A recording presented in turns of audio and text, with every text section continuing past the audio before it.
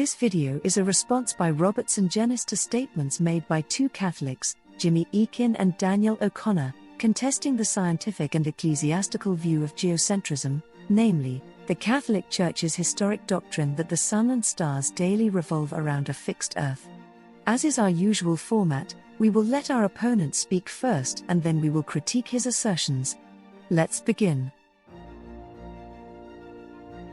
So there is a form of doctrinal development that occurs where ideas that used to be common, like Ptolemaic cosmology, where the Earth is at the center of the universe and it's surrounded by these crystal shells that the planets orbit on, and the sphere of this fixed stars is just beyond the orbit of Saturn.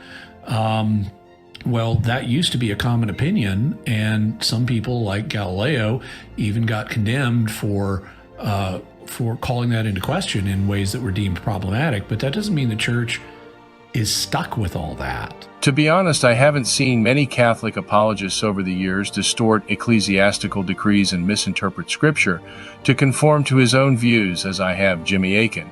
This is especially true of his push for the existence of aliens, evolution, the Big Bang, and even Bigfoot, as well as other cosmological beliefs Jimmy displays on his show, Jimmy Akin's Mysterious World. In fact, it is Mr. Akin's belief in aliens that is one reason he dismisses geocentrism. In believing there are other beings on other planets that are made in the image of God and who would also need salvation from this cursed universe. This means that God's creation was not necessarily focused on Earth and the men and women he made for it. And therefore there would be no need to place the Earth in the center of the universe as the apple of God's eye, for it would not be the only place that reasoning beings with souls were created by God. The same would be true of Mr. Akin's belief in evolution. If human beings evolve from lower creatures by natural processes, then it would be the case that creatures on other planets would have evolved as well, since God would not have made them ex nihilo and instantaneously on their particular planets, yet have man evolve on Earth. Moreover, a belief in Bigfoot would be a particular case of another creature that evolved on Earth, but turned out to be a unique combination of man and apes.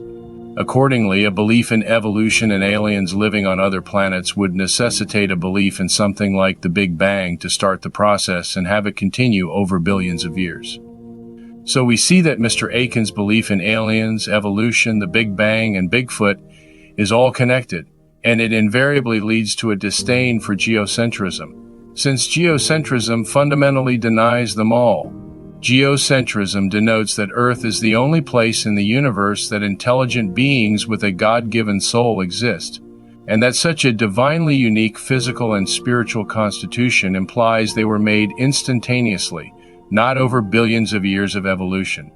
In this clip of Mr. Akin that Daniel Oconnor has downloaded, Akin is making it appear that the crux of the issue concerning geocentrism and Galileo is that the Church once believed in the Ptolemaic model, but now things have changed, and thus he concludes, quote, "That doesn't mean the Church is stuck with all that," unquote.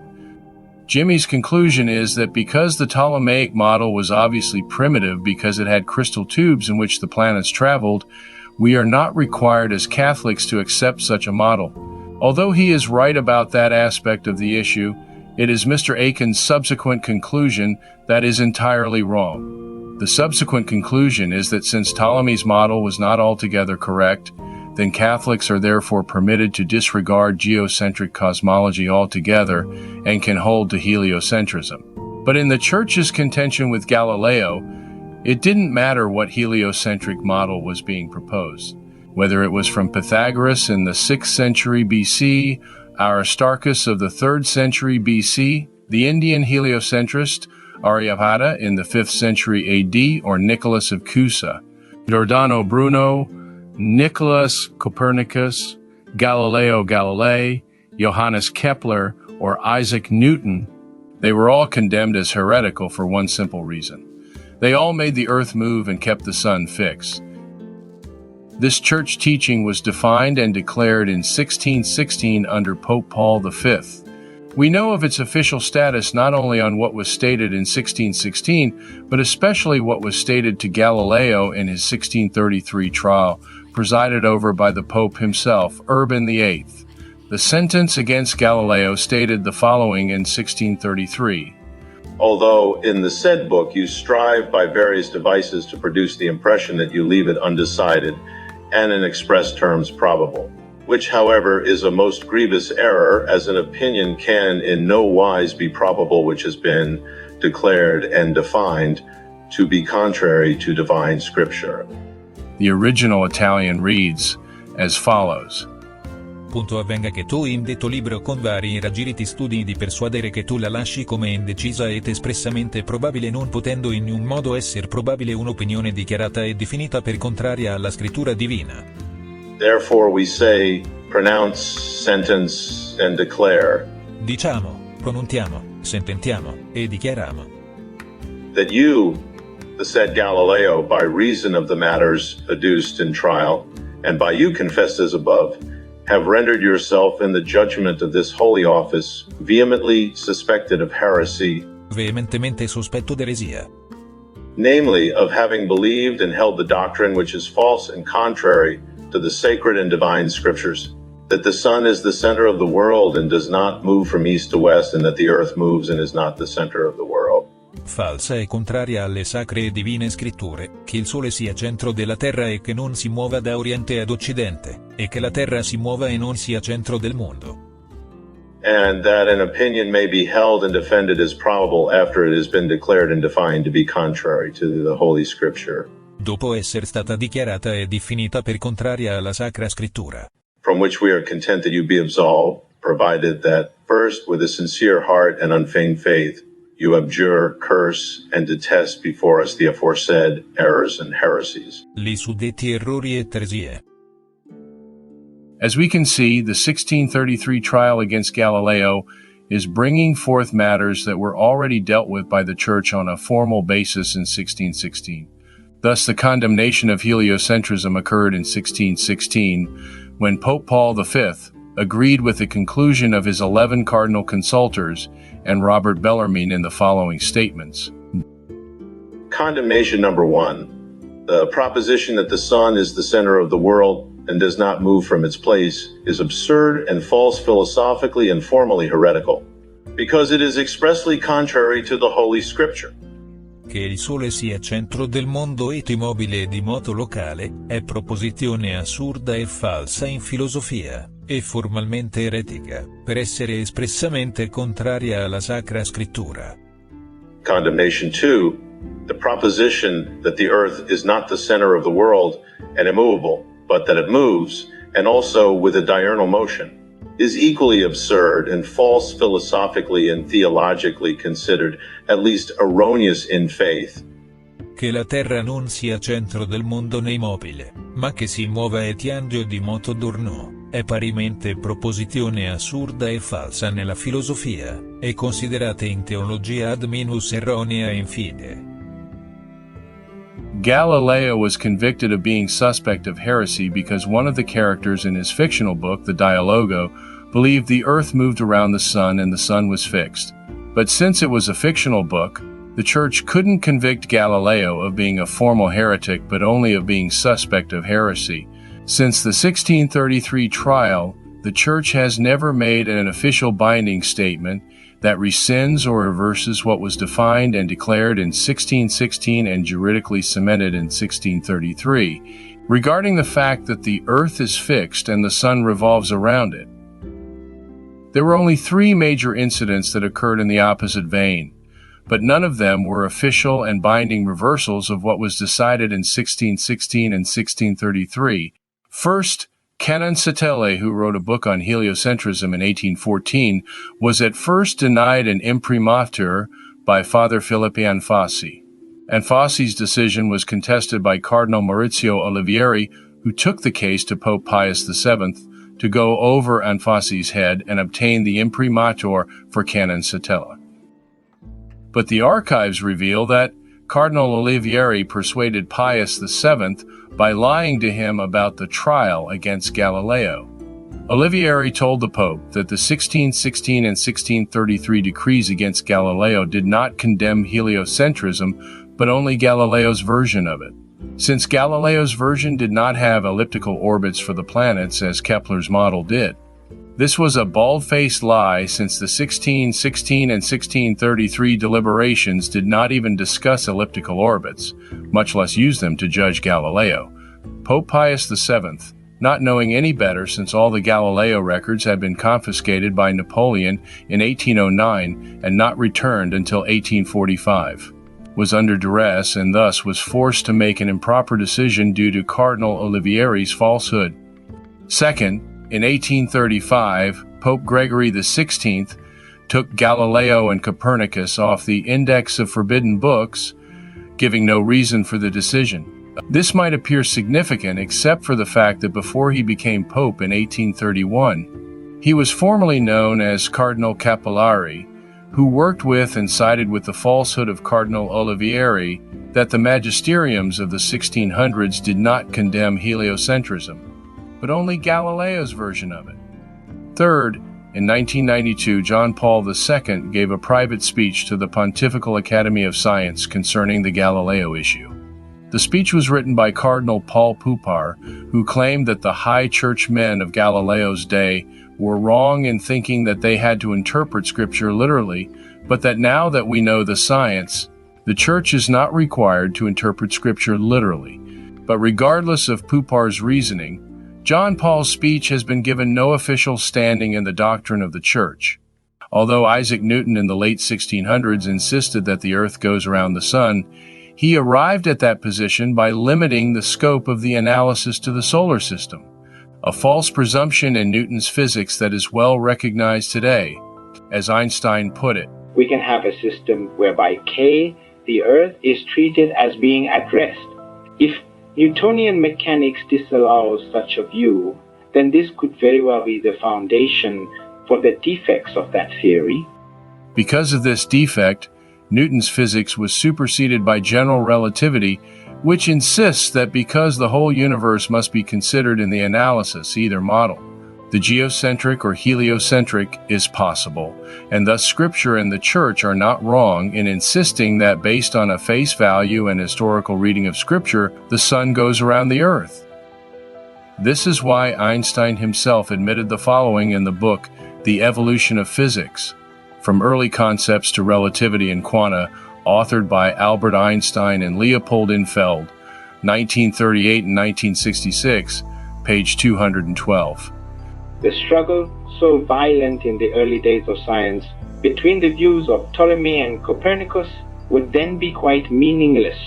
Either coordinate system could be used with equal justification. The two sentences, the Sun is at rest and the Earth moves, or the Sun moves and the Earth is at rest, would simply mean two different conventions concerning two different coordinate systems. In the end, the Catholic Church has never officially overturned the conviction against Galileo, nor has the Church officially rescinded or reversed its teaching that the Sun revolves around an immobile Earth.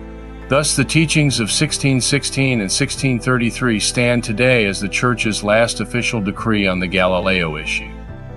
Moreover, those decrees were not meant just for Galileo, since both popes, Paul V and Urban VIII, sent notices of the Church's decision against heliocentrism to all the papal nuncios and universities of Europe, requiring their submission to the Church's teaching on geocentrism. Although the popular belief today among Catholics is heliocentrism and the Big Bang Theory, that is only because in the course of time the Church has been lax on upholding her tradition, as she has been lax on many other issues. Is stuck with all that. Yeah. And in the same way, there's been a revolution in cosmology to where we don't view the universe as a series of concentric crystal spheres ending just beyond Saturn. We don't today, there's been so much revolution in our knowledge of cosmology that now there are options that Catholics can think about and endorse today that they didn't have a basis for in the past. The irony of Mr. Akin's belief that we have options today that we did not have in the past is that one of those options today is geocentrism. The double irony is that Mr. Akin, on his show The Mysterious World of Jimmy Akin, claims to be properly educated on many issues of physics and cosmology today, but, as we noted earlier, He has a vested interest in ignoring the science supporting geocentrism because of his beliefs in aliens, evolution, the Big Bang, Bigfoot, and many other strange ideas. In the face of Mr. Akin's denials of geocentrism, the science of relativity has stated quite clearly and honestly that the geocentric model is as viable, if not more so, than the heliocentric model, since both can be supported from the physics we know today, as opposed to the limited options proposed by the physics of Isaac Newton. Interestingly enough, Cardinal Ratzinger, who made Hildegard von Bingen a saint and 34th Doctor of the Church, thus supporting her very sophisticated model of geocentrism, which was from visions she received from heaven, and which matches the Tychonic model of geocentrism used today, himself saw the advance of science support geocentrism. In a speech he gave in 1990 at Parma, Italy, he said the following: "Today things have changed. According to Ernst Bloch, the heliocentric system, just like the geocentric, is based upon presuppositions that can't be empirically demonstrated. Among these, an important role is played by the affirmation of the existence of Newton's absolute space. That's an opinion that in any event has been cancelled by the theory of relativity."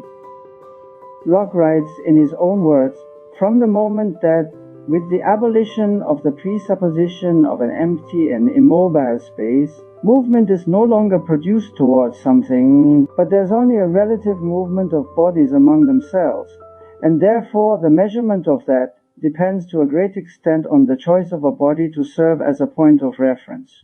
In this case, is it not merely the complexity of calculations that renders the geocentric hypothesis impractical?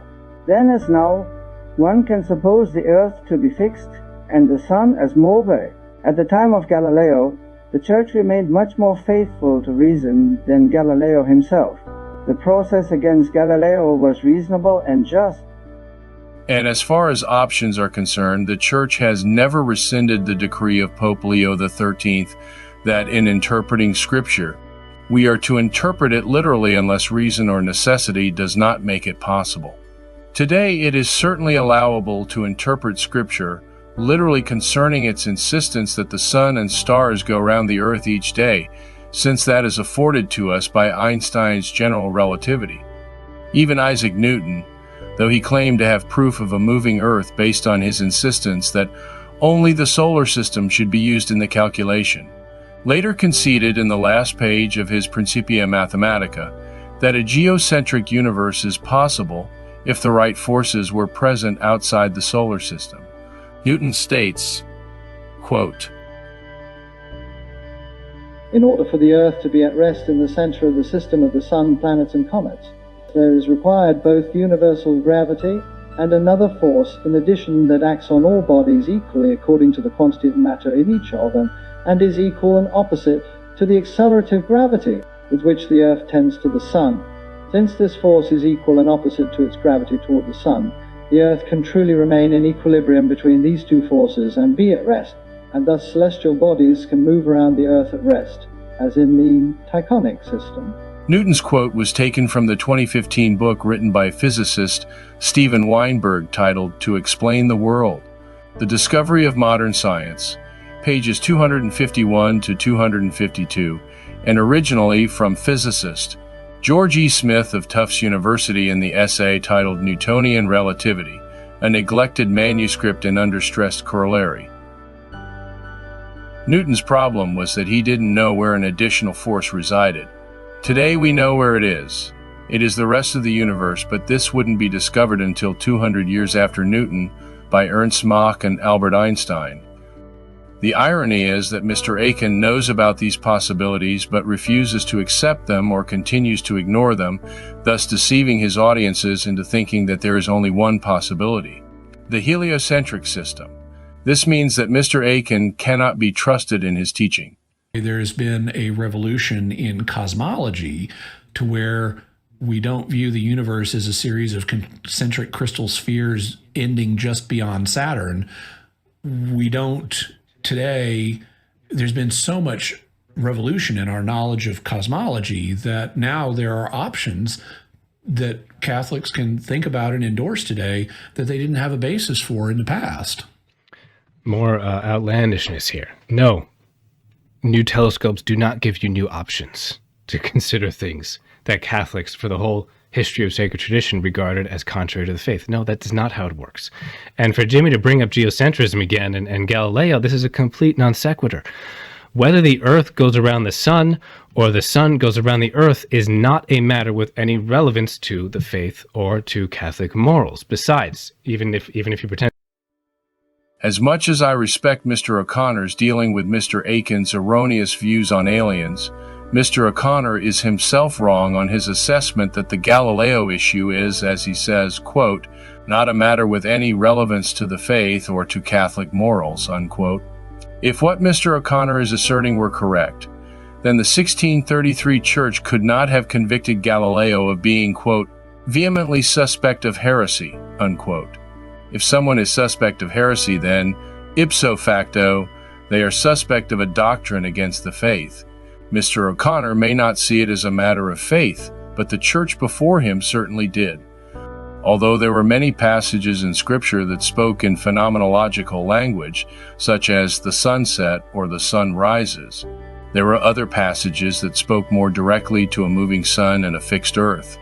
And these were used by Cardinal Robert Bellarmine against both Father Foscarini in 1615 and Galileo in 1616, under the authority of Pope Paul V. This is a complete non sequitur. Whether the Earth goes around the sun or the sun goes around the Earth is not a matter with any relevance to the faith or to Catholic morals. Besides, even if you pretend it was extremely relevant, it never had the type of magisterial rulings on it that alien belief does, repeatedly throughout centuries and centuries. Mr. O'Connor's assertion that the Church's ruling against Galileo and heliocentrism did not have as strong magisterial statements as those against alien life is not correct. I have some background to make this claim since I read Paul Thigpen's recent book on the history of belief in extraterrestrial life, and I wrote a 15-page critique of the book for the magazine Culture Wars in November 2022. The highest church authority I could find for denying alien life was the same statement Mr. Oconnor found that was made by Pope Pius II in Cum Sicut Exepimus of November 14th, 1459. Beneath that was the letter from Pope Zachary to St. Boniface condemning the teaching of Virgil that men inhabited other planets. In light of this evidence, why does Mr. Oconnor put the Church teachings against aliens on a higher magisterial level than those issued by Paul V and the Holy Office in 1616? That decreed heliocentrism was a heresy, or the juridical decision by Urban VIII that used the decree of 1616 to convict Galileo of being suspect of that heresy. Moreover, whereas Pope Pius II called the idea of alien life a most pernicious error and a sacrilegious attempt against the dogmas of the Holy Fathers, Pope Urban VIII said virtually the same, especially in his letters to Archduke Ferdinando Medici about Galileo and heliocentrism. In the words of the ambassador Francesco Niccolini, who was the courier between the two, he gave the Pope's verbatim words to the Archduke, which said that, quote, Galilei had dared enter where he should not have, in the most serious and dangerous subjects which could be stirred up at this time, involving great harm to religion, indeed the worst ever conceived, since one is dealing with the most perverse subject one could ever come across, unquote. Niccolini continued that, quote, the Pope believes that the faith is facing many dangers and that we are not dealing with mathematical subjects here, but with Holy Scripture, religion, and faith that endangers Christianity with some sinister opinion and dangerous dogma, and that these opinions were condemned about 16 years ago under Paul V, unquote. The Pope continues and says, quote, this work of his is indeed pernicious, and the matter is more serious than the Archduke thinks, because it is dealing with a very bad doctrine, a new doctrine, and that all of it is dealing with the interests of the faith and religion, which is very serious and of great consequence for religion, since it is erroneous and contrary to the Holy Scripture dictated by the mouth of God, unquote. All of these quotes from Pope Urban VIII can be found in the book L'Opere di Galileo Galilei, Volume 15, pages 75 to 100. So what we have here is an instance in which Mr. O'Connor highlights one quote from one pope against aliens and promotes it as if it were practically infallible, and yet passes over all the official statements and public decrees by both Paul V and Urban VIII as if they can be ignored. My guess is that Mr. O'Connor doesn't want to believe in geocentrism and thus minimizes any church teaching to that effect. In my honest opinion, Mr. O'Connor needs to get educated on both the ecclesiastical history of geocentrism as well as modern science's permissibility of it. We have reached the end of our critique. Thank you for listening. Please send all comments to cairomeo@aol.com.